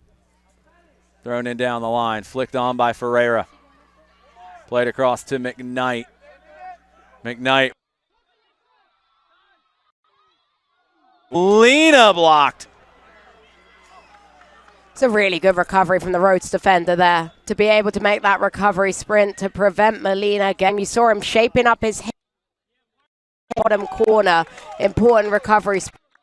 Carlos Cavillatro checking out, the senior from Asheville, 56th appearance for the Stormy Petrels. I don't know if he's had a better one than today. She's been an engine on both sides of the ball, has looked promising going forward, but also had the discipline to sit back when needed. Corner for Oglethorpe. In-swinger from the near side. Played short. Molina can't get the shot off.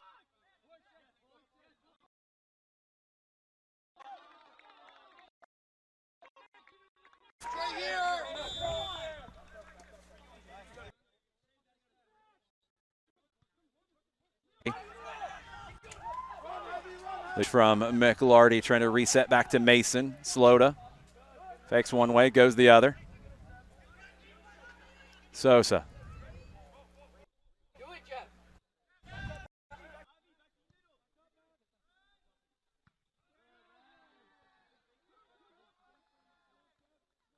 Line replacing Cavallaro. Didn't expect that one. Good clearance from Veglia. Bowl. Can't connect.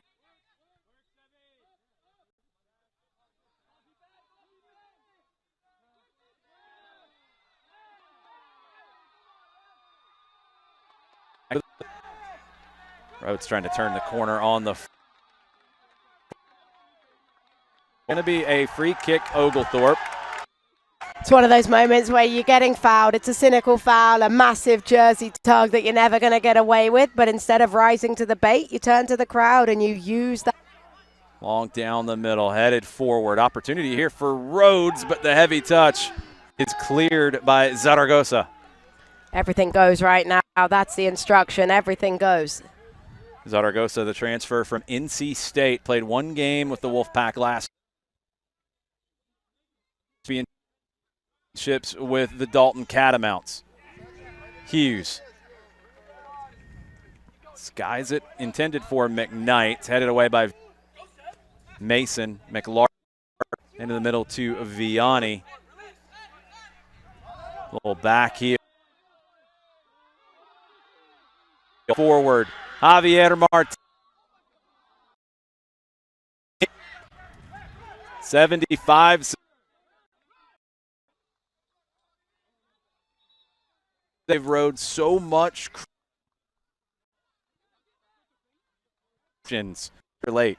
This could have been an extreme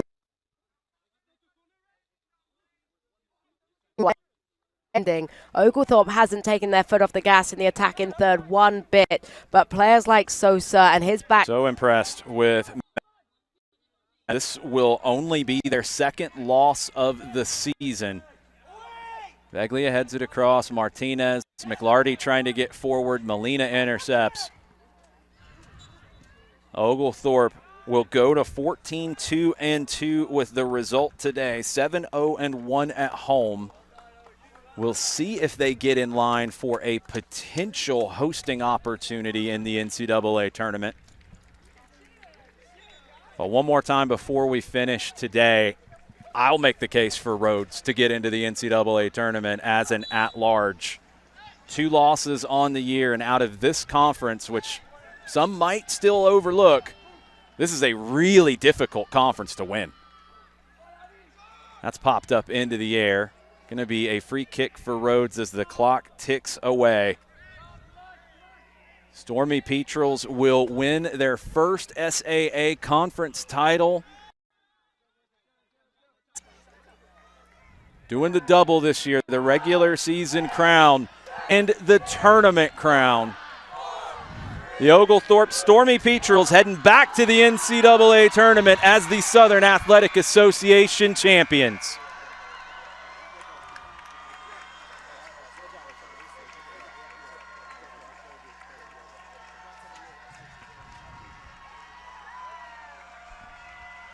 And you just soak it in. Soak in these moments because they are few and far in between when you're able to take care of business in this manner. It was the perfect performance from Oglethorpe. They were resilient. They turned that screw in the second half after facing the brick wall of Rhodes' back line.